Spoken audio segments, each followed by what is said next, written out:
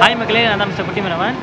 இன்றைக்கி நம்ம எங்கே இருக்குன்னா வேளாங்கண்ணில் தான் இருக்கோம். வேளாங்கண்ணியில் வந்து ஸ்ரீலங்காவில் பார்த்தீங்கன்னா திரும்பி வந்து புயல் வரனால வேளாங்கண்ணி கடற்கரை பகுதியில் பயங்கரமான அழிவு ஏற்பட்டிருக்கு.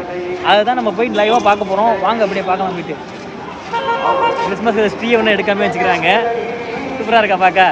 அப்படியே போகலாம் வாங்க. அப்படியே மக்களை இப்போ நம்ம வந்து எங்கே இருக்குன்னா வந்து அந்த வேளாங்கண்ணி கடற்கரை வெளியேற இடத்துல தான் இருக்கும். இப்போ அந்த இடத்துல பார்த்தீங்கன்னா இப்போ கடல் பார்த்தீங்கன்னா ரொம்பவே வந்து ஸ்ரீலங்காவில் வந்து புயல் வரப்போகிறதுனால ரொம்பவே கடல் வந்து கிட்ட வந்துருச்சு. உங்களுக்கு பார்த்தாலே தெரியும்.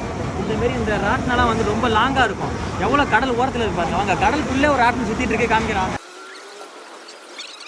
முன்னாடி அந்த கடலில் ஒரு ஆட்டம் சுற்றிட்டு இருந்துச்சு. அதை எப்படியே சேர்ந்து எல்லாரும் சேர்ந்து எடுத்து தான் அந்த ரெஸ்கியூ பண்ணாங்க.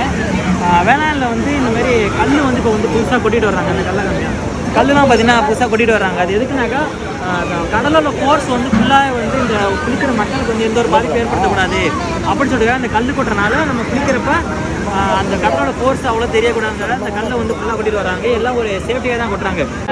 கல் கொட்டி வச்சாங்களாம் ப்ரோ, யாரும் இறந்துட்டாங்க அப்படின்னு சொல்லிட்டு சொன்னாங்க. ஆமாம், சேஃப்டிக்கு மாலை போட்டு வந்தாங்க.